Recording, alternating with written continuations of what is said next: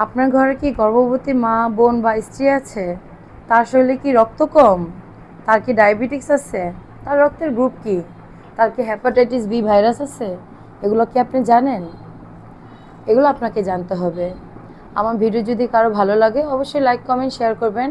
আর যদি কারো ভালো না লাগে অবশ্যই ইগনোর করে চলে যাবেন। আসসালামু আলাইকুম, আমি ডক্টর আখি আক্তার, গাইনোকোলজিস্ট এবং সার্জন, মেঘনা ডায়াগনস্টিক এবং ইকরা হসপিটাল। আজকে আমি কিছু কথা বলবো একজন গর্ভবতী মায়ের চেক আপ সম্পর্কে। একটা গর্ভবতী মায়ের কমপক্ষে গর্ভবতী অবস্থায় চলাকালীন সর্বনিম্ন WHO গাইডলাইন অনুযায়ী 4টা ভিজিট অবশ্যই নেওয়া প্রয়োজন। সেই ভিজিটগুলো হচ্ছে প্রথমত 16 সপ্তাহে, মানে হচ্ছে 4 মাসের সময়, 28 সপ্তাহে, 7 মাসের সময়, 32 সপ্তাহে মানে 8 মাসের সময়, এবং 36 সপ্তাহে মানে হচ্ছে আপনার 9 মাসের সময়।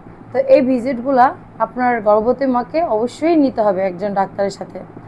আপনাকে দেখতে হবে প্রথমত, যখন প্রাথমিকভাবে একজন গর্ভবতী মা একজন ডাক্তারের কাছে আসেন, একজন গাইনোকোলজিস্টের কাছে আসেন, তাকে আমরা কিছু রুটিন চেক আপ দিই।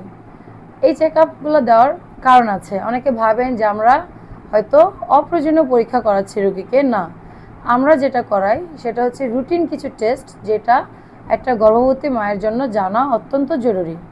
যেমন আমরা তাকে করতে দিই একটা সিবিসি, মানে তার শরীরে রক্তের পরিমাণ কেমন আছে, তার ব্লাডে কোনো ইনফেকশান আছে কি না, আর অনেক কিছু সিবিসিতে ইনফরমেশান দেখা যায়। আমরা তাকে করতে দিই একটা আরবিএস, মানে তার ডায়াবেটিস আছে কি না। অনেকের দেখা যায় গর্ভকালীন ডায়াবেটিস ধরা পড়ে। গর্ভকালীন ডায়াবেটিসটা অনেক জটিলতা তৈরি করে, গর্ভের বাচ্চা নষ্ট করে ফেলে, বাচ্চা নষ্ট হয়ে যায়, ভ্রূণ নষ্ট হয়ে যায়, বা ভ্রূণ যদি জন্ম হয় ডায়াবেটিস মায়ের, অনেক সময় অনেক বড় বাচ্চা তৈরি হয়, গর্ভাবস্থায় জটিলতা তৈরি হয়, অনেক সময় বাচ্চা পেটে মারা যায়, বা অনেক সময় জন্মগত বিভিন্ন ত্রুটি নিয়ে জন্ম হয় বা প্রতিবন্ধী হয়। আবার যেমন আমরা সিবিসি করলাম, সেখানে মায়ের শরীরে যদি রক্ত কম থাকে, রক্ত শূন্যতা থাকে, সেখানে মা হচ্ছে দুর্বল হয়ে যাবে, মায়ের বাচ্চাও দুর্বল হয়ে যাবে।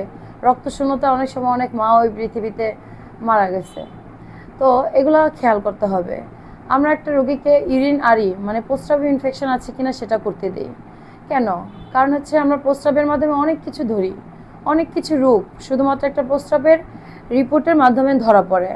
এখানে আপনার প্রস্রাবে ইনফেকশন আছে কিনা ধরা পড়ে, প্রস্রাব দিয়ে কোনো মায়ের সুগার চলে যাচ্ছে কিনা সেটা ধরা পড়ে। সুগার চলে যাওয়া মানে তার শরীরে হয়তো বা ডায়াবেটিস আছে, সেজন্য সুগার চলে যাচ্ছে। অ্যালবুমিন চলে যাচ্ছে কিনা, কোনো ব্লাড যাচ্ছে কিনা প্রস্রাবের মাধ্যমে, অনেক কিছু আপনার ইউরিনারি পরীক্ষাটার মাধ্যমে ধরা পড়ে। এরপরে আমরা করতে দেখি ব্লাড গ্রুপ, যেটা একান্ত জরুরি দরকার। মানে হচ্ছে আপনি যখন প্রাথমিক ভিজিটে আসবেন, আপনার ব্লাড গ্রুপটা অবশ্যই জানতে হবে। কারণ আপনার কী গ্রুপের রক্ত আপনার যখন রক্তের দরকার হবে, আপনি যদি নাই জানেন যে আপনার কী গ্রুপের রক্ত, তাহলে আপনাকে কিভাবে মানুষ রক্ত দিবে বা সেটা কালেকশন কিভাবে হবে। যার কারণে আপনার নিজের রক্তের গ্রুপ অবশ্যই আপনার জানা দরকার। তার সাথে আমরা করতে দিই hepatitis B virus test, HBsAg। এটা হচ্ছে বি ভাইরাস টেস্ট। অনেকের পজিটিভ থাকে, অনেকের নেগেটিভ থাকে। নেগেটিভ থাকলে খুবই ভালো, এবং পজিটিভ থাকলে সেটা ভালো না। অবশ্যই হেপাটাইটিস বি ভাইরাস থাকাটা পজিটিভ ভালো না, তবে এটা গর্ভকালীন সময় খুব একটা সমস্যা করে না। কিন্তু গর্ভের পরে অবশ্যই বাচ্চা বুকের দুধ খাওয়ার আগে বাচ্চাকে 2টা ভ্যাকসিন দিতে হয়, যাতে মায়ের শরীরের ভাইরাস, হেপাটাইটিস বি ভাইরাস বাচ্চার শরীরে যেন এন্ট্রি না নিতে পারে। সেজন্য জন্মের সাথে সাথে বাচ্চাকে 2টা ভ্যাকসিন নিতে হয়। যার কারণে আমরা হেপাটাইটিস বি ভাইরাস টেস্টটা অবশ্যই করাই রোগীকে, যেন যদি মায়ের পজিটিভ থেকে থাকে যেন বাচ্চা জন্মের পরে সেই ট্রিটমেন্টটা পায়। আর আমরা একটা আলট্রাসোনোগ্রাম করাই, এটা তো মাস্ট, যে বাচ্চা সুস্থ আছে কিনা, ভালো আছে কিনা, ওজন ঠিক আছে কিনা, হাত পা সব কিছু ঠিক আছে কিনা। 18 থেকে 22 সপ্তাহে একটা অ্যানোমালি স্ক্যান করা হয়, সেটা তো অনেক সময় অনেক ত্রুটি শরীরে থাকলে বাচ্চা ধরা পড়ে। বাচ্চার ওজন ঠিক আছে কিনা, এভরিথিং ভালো আছে কিনা, সেটার জন্য আলট্রাসোনোগ্রামটা করা হয়। আর যেটা করা হয়, আমরা থাইরয়েড টেস্ট করি, শরীরে থাইরয়েড হরমোনের পরিমাণটা কেমন আছে। আপনি হয়তো বলবেন যে আমাকে কেন থাইরয়েড টেস্ট করতে দিচ্ছেন, এটা তো এই মুহূর্তে খুব একটা দরকার না। হ্যাঁ, অবশ্যই দরকার। এটা যদিও একটু ব্যয়বহুল টেস্ট, যদি আপনার সামর্থ্য থাকে অবশ্যই, তাহলে আপনি যখন আপনার ওয়াইফকে নিয়ে বা আপনার ঘরের মহিলা সদস্যকে নিয়ে আসবেন ডাক্তারের কাছে, আপনি অবশ্যই থাইরয়েড টেস্টটা করবেন।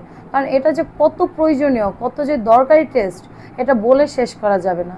এই থাইরয়েডে যদি কারো সমস্যা থাকে, যদি হাইপোথাইরয়েড থাকে, হাইপার থাইরয়েড থাকে, তাহলে বাচ্চা অনেক সময় প্রতিবন্ধী হয়, অটিস্টিক হয়, বুদ্ধি প্রতিবন্ধী হয়, হাত পা বিকলাঙ্গ হয়, অনেক সমস্যা হয়, পেটের ভিতরে অনেক সময় মারা যায়, বিভিন্ন জটিলতা তৈরি হয়। সো আমরা কেন এই রুটিন টেস্টগুলো করি এবং কী জন্য রুগীর জন্য দরকার সেটাই আমার বলা। সো আপনার ঘরে যদি গর্ভবতী মা বোন থাকে, অবশ্যই তাকে আপনি এই পরীক্ষাগুলো করিয়েছেন কিনা সেগুলো খেয়াল করবেন, না করেই থাকলে করাবেন। এবং এই টেস্টগুলো একবার যদি করে তাহলে বারবার করতে হয় না। পরবর্তী ভিজিটগুলোতে তার শুধু রুটিন যেটা লাগে, আলট্রাসোনোগ্রাম, রক্তের পয়েন্ট, প্রস্রাবে ইনফেকশন আছে কিনা, এই জিনিসগুলোই একটু দেখতে হয়। কিন্তু আপনি অবশ্যই আপনার গর্ভবতী মা যে আছে তাকে রেগুলার ডাক্তারের কাছে আনবেন এবং যদি তার কোনো জটিলতা সৃষ্টি হয় সেটা বাসায় অবহেলা না করে অবশ্যই চলে আসবেন। ধন্যবাদ।